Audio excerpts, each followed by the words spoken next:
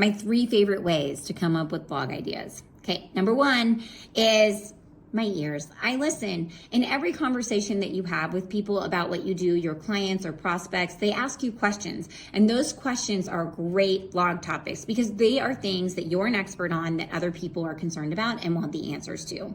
So that's the first way. The second way is I take those ideas and I go into Google Keyword Planner, which is a free tool inside of Google Ads, and I search for what I think they would search for to find the answers to those questions. And that gives me a whole list of search terms that people use related to the ones that I put in. And that gives me a lot of ideas and insight about what would be a smart blog topic.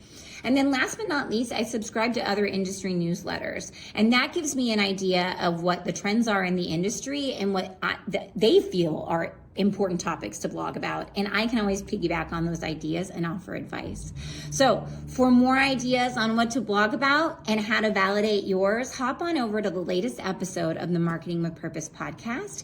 It's all about what to blog about, and I'm sharing my framework on how I validate an idea to make sure that it's going to resonate with my audience.